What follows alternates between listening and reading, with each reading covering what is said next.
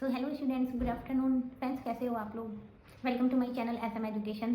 तो स्टूडेंट, आज मैं जो वीडियो क्रिएट कर रही हूँ, this is not for any topic explanation. अभी मैं कोई टॉपिक एक्सप्लेन नहीं करूँगी। This is very informative video. इसमें मैं आपको ये बताऊँगी कि हमने जो चैनल क्रिएट किया है उसका पर्पज़ क्या है। ठीक है, क्योंकि समटाइम्स होता है कि आपको मैथ्स चाहिए, रीजनिंग चाहिए, कोई भी सब्जेक्ट चाहिए, कोई भी टॉपिक चाहिए, तो आप यूट्यूब में स्क्रॉल करते हो तो आपको मल्टीपल नंबर्स ऑफ वीडियो मिल जाते हैं। उसमें क्या होता है, कुछ आपके रेलिवेंट होती है, कुछ नहीं होती है। कुछ को आप कुछ मिनट तक देखते हो, आपको समझ में नहीं आता है तो आप चेंज करते हो, अगेन स्क्रॉल करते हो, तो इसमें टाइम वेस्ट बहुत होता है। ठीक है, एज अ स्टूडेंट आपका, इवन जिनका चैनल है उनके लिए तो सही है। तो स्टूडेंट, मैं ये चाहती हूँ कि मैं आज आपको बताऊँ कि हमारे चैनल का ऑब्जेक्टिव क्या है। तो हमारे चैनल का ऑब्जेक्टिव ये है कि कोई भी सब्जेक्ट हो, स्पेशली मैथ्स एंड रीजनिंग। ठीक है, मैथ्स एंड रीजनिंग का नाम मैं बार बार इसलिए लेती हूँ कि क्योंकि मैथ्स एंड रीजनिंग एक ऐसा सब्जेक्ट है जो हर एक कॉम्पिटिटिव लेवल पे आता है। और कॉम्पिटिशन आजकल हर जगह है, चाहे वो छोटे बच्चे हों चाहे बड़े हों। कंपटीशन 1 क्लास से स्टार्ट हो जाता है, लाइक फर्स्ट से 10-12 क्लास के बच्चों के लिए ओलंपियाड एंड पता नहीं बहुत सारे सब्जेक्ट होते हैं, बहुत सारे लेवल के एग्जामिनेशन होते हैं। ठीक है, तो उनके एज स्पेसिफिक क्वेश्चन होते हैं, उसमें टॉपिक वही सेम रहता है, मोर और लेस टॉपिक सेम होता है, बस डिफिकल्टी लेवल चेंज हो जाता है। और जैसे ही आप 10-12 के आगे जाते हो, आप अलग एग्जाम देते हो, कुछ गवर्नमेंट लेवल के होते हैं। ठीक है, एसएससी होता है, रेलवे होता है, पीओ होता है, एसएससी सीजीएल होता है, और भी बहुत सारे कॉम्पिटिटिव लेवल होते हैं। कुछ उसमें से स्टेट गवर्नमेंट के होते हैं, कुछ सेंट्रल गवर्नमेंट के होते हैं। तो कंपटीशन हमारा जब से फर्स्ट क्लास से ही स्टार्ट हो जाता है। ठीक है, तो ये जो मैं वीडियो बना रही हूँ ये कोई एज स्पेसिफिक नहीं है।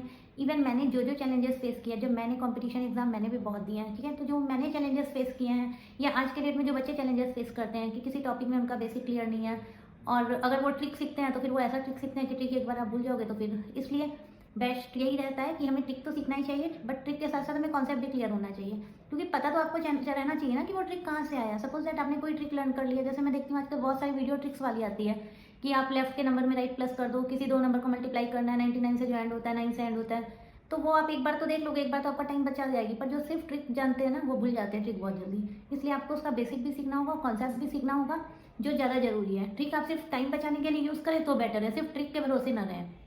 तो मैंने कॉन्सेप्ट प्लस ट्रिक का एक ऐसा इंटीग्रेशन सॉल्यूशन रेडी किया है जिसमें मैं जो भी टॉपिक होगा, लाइक सपोज दैट मैथ्स की बात करें तो मैथ्स में फ्रैक्शन हो गया, नंबर सिस्टम हो गया, एंड आपका डिस्काउंट हो गया, परसेंटेज हो गया, प्रॉफिट एंड लॉस हो गया, ज्योमेट्री हो गया, मेजरमेंट हो गया, प्रोबेबिलिटी हो गया, जो मैथ्स में मतलब आप कह सकते हो फर्स्ट सेकंड क्लास से जो चैप्टर स्टार्ट हो जाते हैं। ठीक है, उसके बाद से जो 10-12 तक जो चैप्टर आते हैं, उस हर एक चैप्टर की मैं वीडियो बनाऊंगी जिसमें मैं आपको बेसिक जीरो से एक्सप्लेन करूंगी, और साथ ही साथ जहां हम टाइम बचा सकते हैं तो मैं ट्रिक भी आपके साथ शेयर करूंगी। ठीक है, ये हो गई मैथ्स की बात। और मैथ्स में हम क्या करेंगे, कैलकुलेशन भी बहुत मतलब फास्ट कैलकुलेशन भी सीखेंगे कि जहाँ पे हम कैलकुलेशन में टाइम कैसे बचा सकते हैं। क्योंकि मैंने देखा है ट्यूशन में बहुत सारे बच्चे ऐसे होते हैं जिनको सपोज दैट एक मल्टीप्लिकेशन करने के लिए टेबल पे डिपेंड होते हैं, और टेबल थोड़ा भी भूल गए तो वो वहीं स्टॉप हो जाते हैं। बट ऐसा नहीं होना चाहिए ना।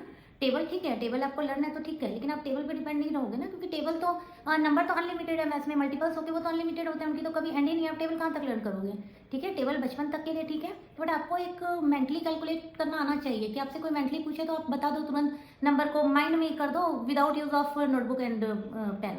ओके, तो ये मैं आपको सिखाऊंगी कि फास्टेस्ट कैलकुलेशन की कैसे की जाती है, और मैं आपको इस तरह से सिखाऊंगी कि वो आपको लाइफ टाइम तक याद रहे। ऐसा नहीं कि आपको एक एग्जाम क्लियर करना है या मतलब वो शॉर्ट टर्म के लिए हो, फिर आप कुछ और दूसरी ट्रिक देखे तो वो ट्रिक भूल गए, तो ऐसा नहीं सिखाऊंगी। ठीक है, तो मैथ्स की हो गई ये बात। अब रहा रीजनिंग। तो रीजनिंग में भी हमने देखा है कि मतलब रीजनिंग में बच्चों की फर्स्ट क्लास से ही आजकल तो स्टार्ट हो जाती है किसी किसी स्कूल में।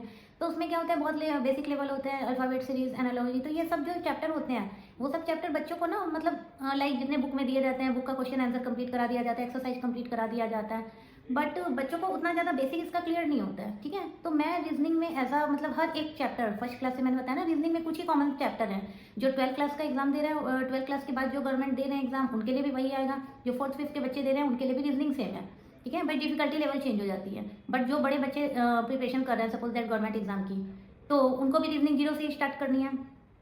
कोई भी टॉपिक आप पढ़ोगे तो जीरो से तो स्टार्ट करोगे, बेसिक से स्टार्ट करोगे, बच्चे भी बेसिक से स्टार्ट करते हैं। ठीक है, तो मतलब आई वांट टू से कि मेरा मतलब जो भी कंटेंट रहेगा वो कोई एज रिस्ट्रिक्टेड नहीं रहेगा, स्पेसिफिक किसी क्लासेस के लिए नहीं रहेगा, स्पेसिफिक किसी ग्रेड के लिए नहीं रहेगा, स्पेसिफिक किसी सेक्शन के लिए नहीं रहेगा।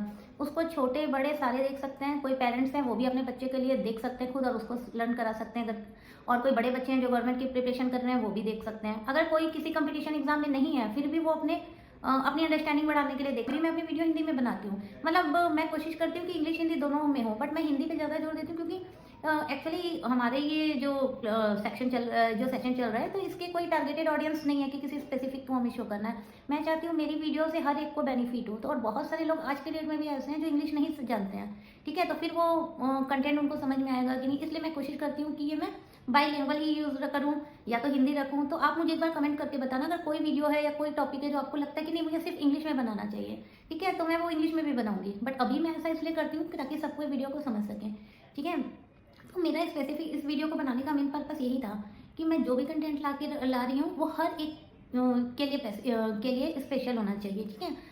मतलब और बदले में अगर मैं सपोज दैट मैं अगर कोई टॉपिक एक्सप्लेन कर रही हूँ और आपको मेरे एक्सप्लेनेशन से वो टॉपिक समझ में आ जाता है जो आपको कहीं और से समझ में नहीं आया, तो that is the biggest achievement for me, ठीक है। And only I expect from you कि आप मेरे चैनल को लाइक करो, सब्सक्राइब करो अगर आपको अच्छा लगता है। तो अगर आपको लगता है कि नहीं मैं एक्सप्लेन नहीं कर पा रही हूँ, आपको समझ में नहीं आ रहा है, तो बेशक मत करो। बट अगर आपको अच्छा लग रहा है तो please support me, like and subscribe my channel, ठीक है। और मैं कोशिश करूंगी कि आपके लिए हर एक वो कंटेंट लाऊं जो इजीएस्ट वे में लाऊं, इजी टू अंडरस्टैंड हो, ट्रिक भी हो, कॉन्सेप्ट भी हो और आपके बहुत काम आए।